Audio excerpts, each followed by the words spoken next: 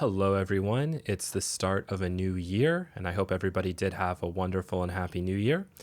But it's that time where I'm going to go through and kind of resort and reorganize my various plugins to try to make working on music as efficient and simple for myself as possible. Less scrolling, more just getting to what it is that I use. And this also gives us a chance to take a look at the free plugins that I'll actually be using in 2025. Remember, a video like this is not about like a top 10 list. It's very personal.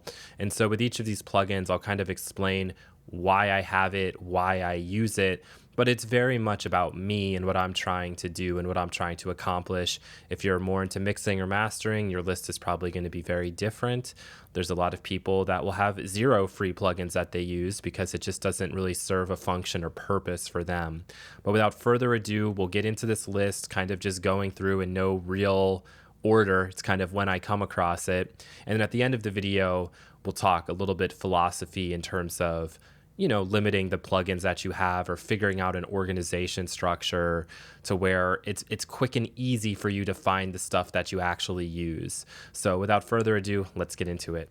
We'll kick things off with Analog Lab Play. And essentially all this is like 100 sounds with some options to tweak things down below. And so for quick inspiration, this isn't a bad plugin to use if you just want to quickly see if there's like a lead, a pad, a bass sound that will work, or sometimes it's really useful for layers, and you can use the same stuff for layers all the time. So like these sustained strings are quite good. And then, you can kill the delay and the reverb. And you can, of course, experiment then with some other things as well in here. The one that leaves a little bit to be desired is time. You don't have that finite control over attack, decay, sustain, release. But if it works, it works. So you can hear it has when you go up, it's a little awkward each time I'm hitting the notes. But that's just kind of a part of it. So again, useful for just getting some extra sounds, or you can even sort it by the instruments that are in here.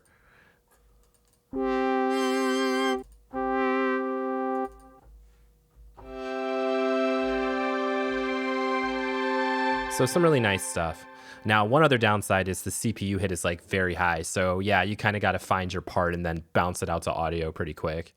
It's also worth noting that I do not know if all of these things are still free, but I definitely remember this being free. You had to wait a couple weeks and then they'd send you the link. But this is the Spitfire Audio BBC Symphony Orchestra, and I use it for basically the same reason. You have the ability to choose kind of these different real-world sampled sounds, and then you can use them for layers or even use them just as they are, depending on the sort of production you're going for.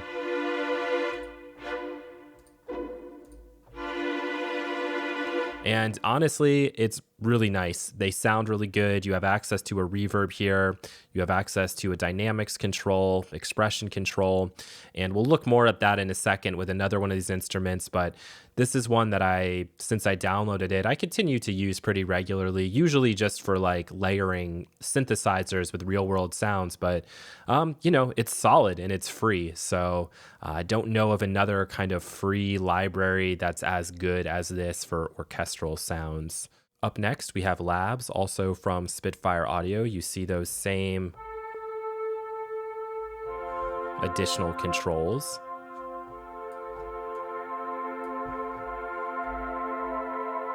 And then oftentimes you do get some additional controls here, like attack, decay, sustain. See, that's really nice when they give you that here for the envelope. But there's some really good stuff here. Lots of free stuff that you can download depending on what it is you're into or what you need. But again, for inspiration, layers, or again, even just the core of the sound, there's some really nice stuff in here. And I think even just for kind of this piano, once it loads, I know it's really, really quiet.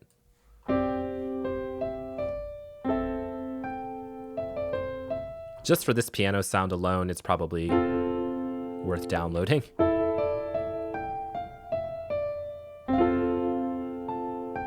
So you can take a look at that one if you are so inclined, but I do use this regularly. Up next is OB-Xd for the free version. It has to be VST2. There's no like oversampling support. However, the sound of this one is really good, and I would say I prefer it to even the paid version I have, which is like the Brainworks one. There's something a lot richer and like deeper about this free version.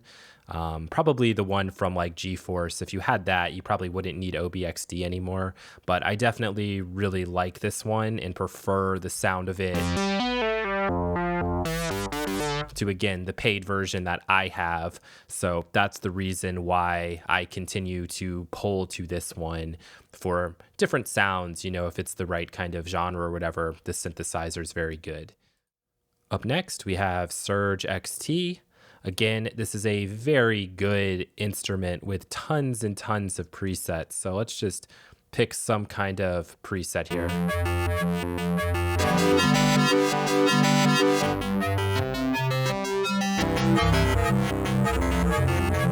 And yeah, just really, really good. And it has a nice and easy patch browser to work with, factory patches, and also tons of third-party things just right out the gate. So let's go in here and maybe grab this pad, see what it sounds like.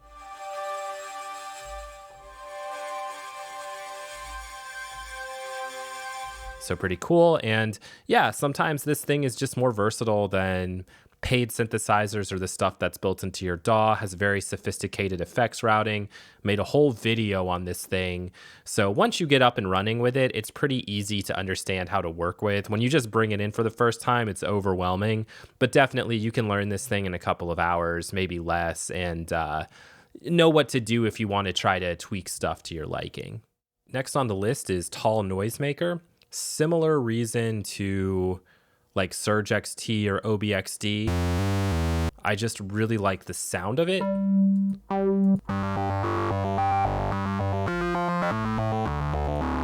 And like that's reason enough for me to pull to it sometimes, especially for leads and for basses. I think it's quite good. That's not the best example, but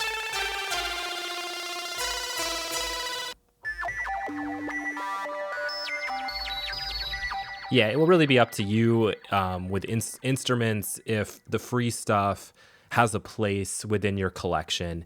And I can't say I go to this all the time, but occasionally, again, you're looking for inspiration or something, you flick through a few presets, tweak things a little bit. It's very easy to work with. So yeah, TAL NoiseMaker is one I'll continue to use in 2025. And finally, we have the Osirus, and I debated showing this one or not. This will be the final instrument. I did used to have an Access Virus B, so I feel like I can probably show this one. It's very nostalgic to me, and you know, I remember every time loading up my Virus B coming to this particular bank of presets. So there you go. Not going to say too much more about that one, but yeah, I have enjoyed playing around with this. Haven't really used it in any projects. I'm sure at some point I probably will, but for nostalgia's sake and just for, yeah, it's basically a clone of the original. Really, really fun and kind of nostalgic to use for me. Next on the list, we have Airwindows Consolidated, and this is basically all of the Airwindows plugins brought into one bundle here to kind of quickly and easily jump through to find the thing that you're looking for, or if you want to experiment with, which is definitely a big part of this. So let's just go to basic so that we're not overwhelmed with the options, but we have a reverb brought in. Let's take a listen to it. So that in of itself sounds really good. There's obviously tons of filters you can work with.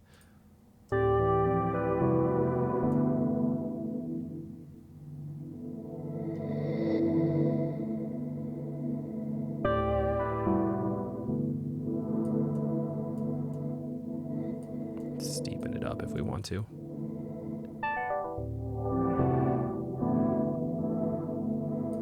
And of course, with Bitwig, we can easily modulate all these things.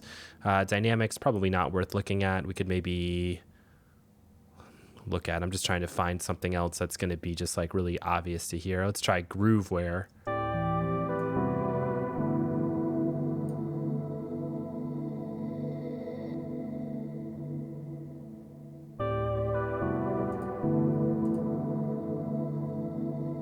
Let's see if we got another one in there, just so we can really hear something.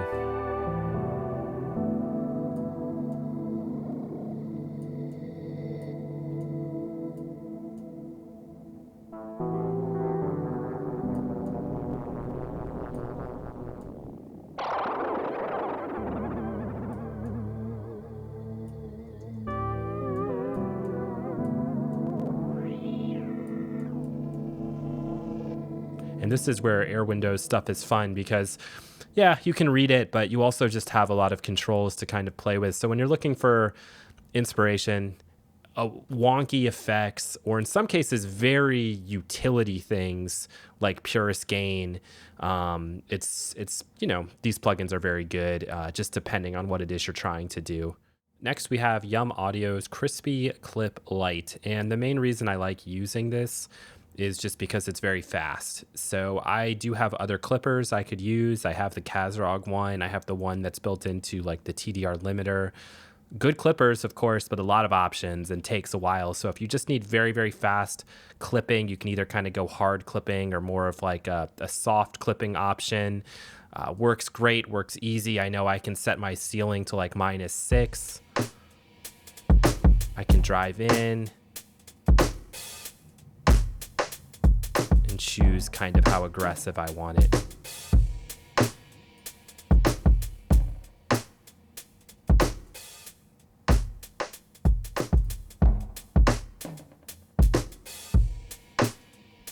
Yep, and that's kind of all there is to it. That's why I use it. Fresh Air, this one should come as no surprise to people. You see a lot of people using this. It's free from Slate Digital. And the main reason is it's just very, very fast at adding some high end. And it's not doing it through like the traditional EQ approach. So if it works, it works. And it's one of those things when you need some high end on a part or on a mix, you can try throwing it on and see if it will work.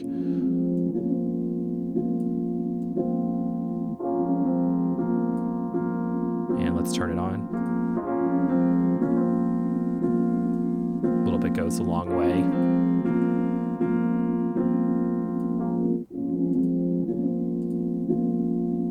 Let's crank it just so you can really hear it.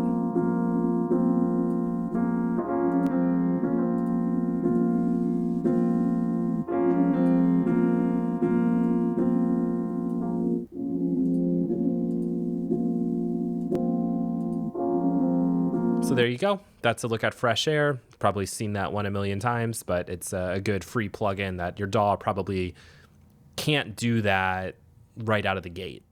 The next one will seem a little bit silly, but I do kind of even prefer just the free version of Guitar Rig 7 to the built-in amp thing in Bitwig Studio. Not all the time, but this is usually just a really, really quick way to amp something if for some reason I really have to, which I almost never have to, but I will keep it. I will use it from time to time. So here we have this clean guitar, and we're just going to very quickly amp it.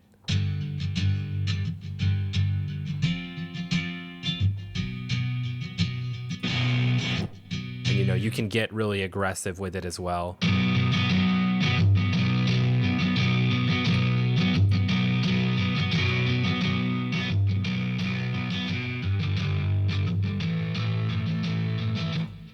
So again, it's not something that I do regularly, in fact, almost never, but it is something that I'll use, so I thought I would show it.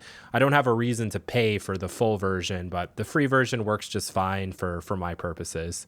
So similar reason to why I use the Crispy Clip from Yum Audio. I also will use this Flux light for a little bit of like wow and flutter. And the reason is it's very fast and it's not overly complicated. So I haven't purchased any of their premium plugins. mainly because at this point, I'm still not really sure if I would use the other features in them. I mean, I probably should buy something just because I use the free stuff. But again, it does like what I want it to do. So we kind of have our ability to, we'll go really aggressive with it, then I'll bring it into something more standard for me at least.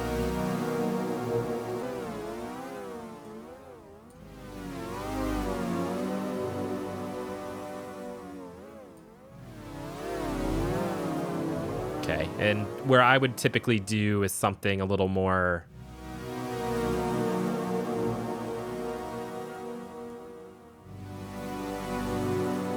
I want to give it just enough movement where I can hear it.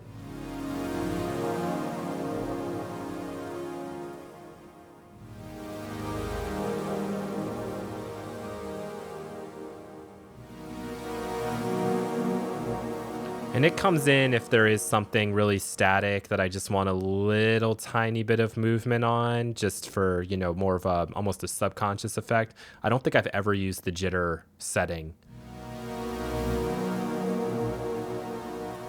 See if we can really hear it. Oh yeah, you can see it jittering. But yeah, I tend to use it for kind of one purpose and one purpose only, and that's in subtle ways. But it does what I want it to do, so that's why I use it. I also still like to use Luftikus a lot, especially for the high-end boost. And the funny part is I do have the paid versions of like the Mag EQs that has like the magic airband, but for whatever reason I like using this one. I like setting it to mastering so that I have like the fixed controls, and when I need a fixed frequency EQ, I tend to bring this one in. And again, I have the paid versions of like the Mag EQs, but I just really prefer this one for whatever reason.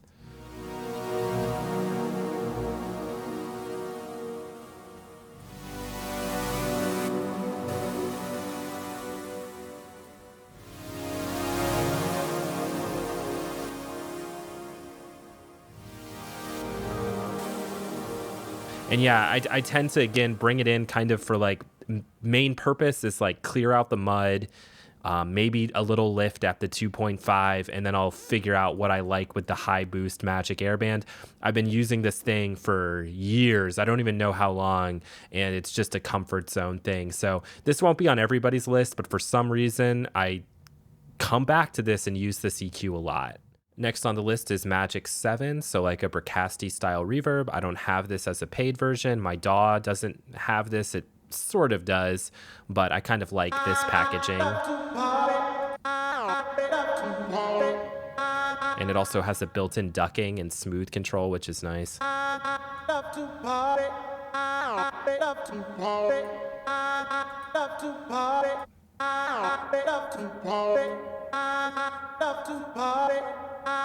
And I always love any reverb that has a, for whatever reason, a synced pre-delay to the tempo.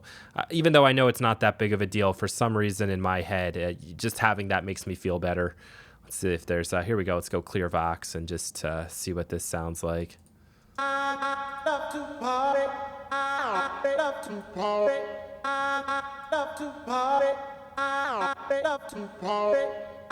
Sounds good.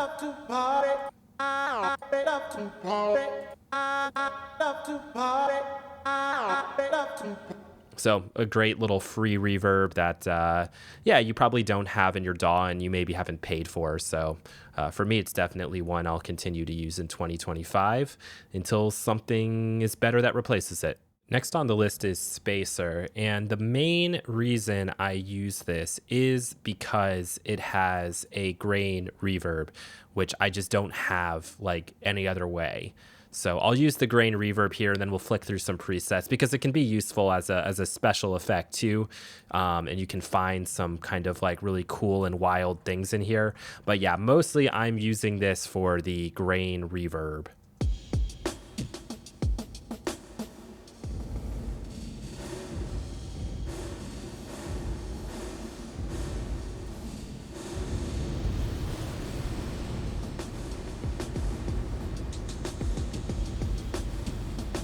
I like what it does with kind of special effects. You also do have some utilities.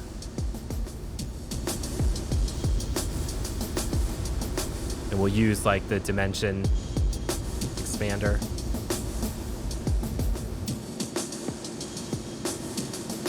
And this isn't the normal way you would use this thing. I'm just kind of trying to show you the special effect or things that I would do.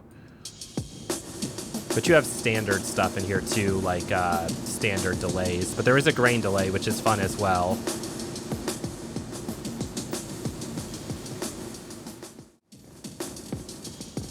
So when you're really feeling creative.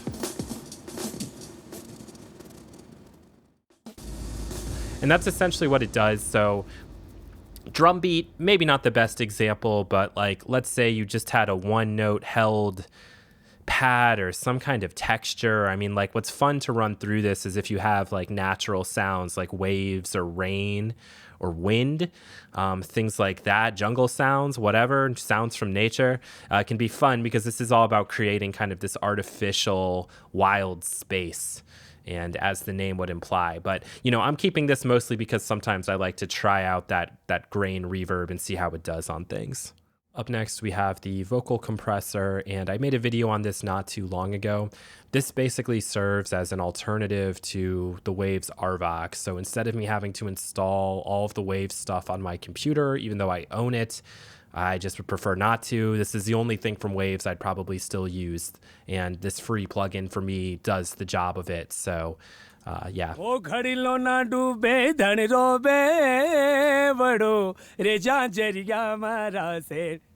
That's really all I need to show you. You can watch that video if you want more information on this particular plugin, but really does seem to do to me what the RVox does, and that's all I need it for. So it's in the collection for that reason.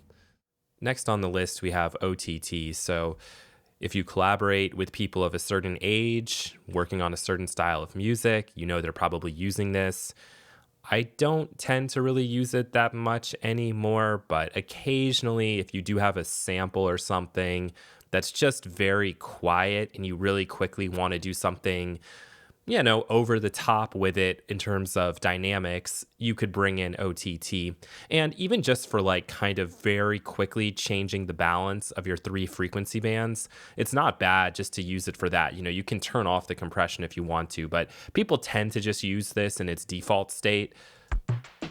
But we can hear this is like very mid-rangey. Maybe we really want to make this a little more hi-fi. We could definitely tweak our settings to do that. I'd probably mostly rely on upward.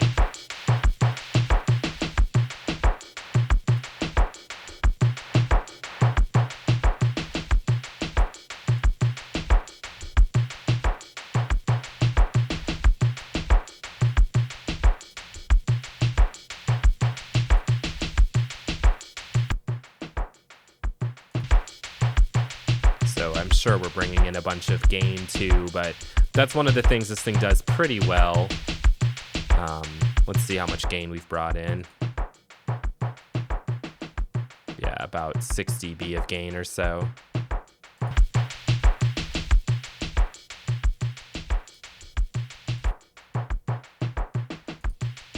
So you could see I was able to kind of take that drum loop and hi-fi it really fast using OTT, but you use this on kind of everything, like even your synths or, yeah, anything really, individual hits, doesn't matter. You could try it on it and see if it will work. And yep, you know, you instantly have that modern in-your-face EDM sound. All you need is this plugin. I'm kidding, of course, but yeah, this is still something that I'll be using in 2025. Up next, we have Valhalla Supermassive. Tons of different modes for reverb, for delay, for echoes, tons of great presets to work with, constantly being upgraded and updated with new modes and new features. Here I have it set to a Hall preset, and I've just tweaked it slightly. You can lock in your mix control if you're flipping through presets as well.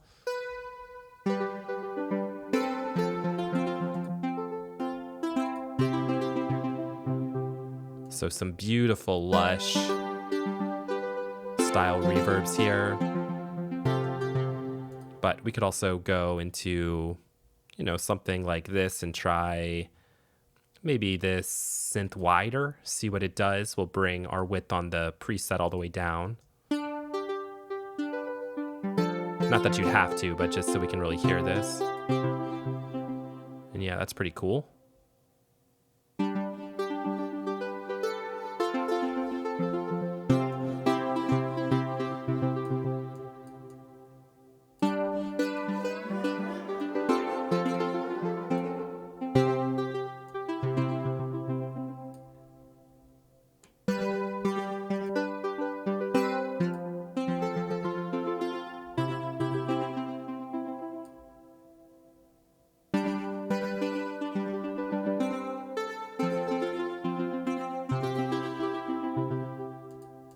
And again, not an overwhelming number of options, which on the paid Valhalla plugins, which are all amazing, of course, sometimes you can get lost in turning knobs and stuff and just going too far. But with this one, very easy to kind of understand what everything is doing.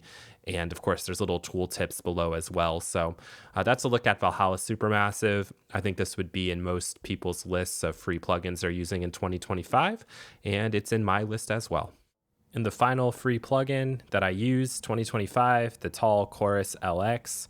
Again, it's just one that's been in the collection for so long. I actually have a lot of paid plugins, kind of do the same thing, but for whatever reason, this is just the one that I still tend to pull to time and time again.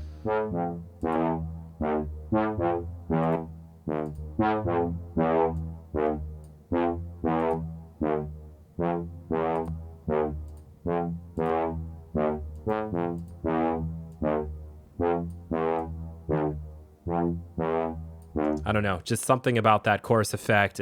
I don't know, it works every time for me. So that is my list, and we're just going to close out the video talking a little bit on like philosophy of free plugins and what I have, why I have it.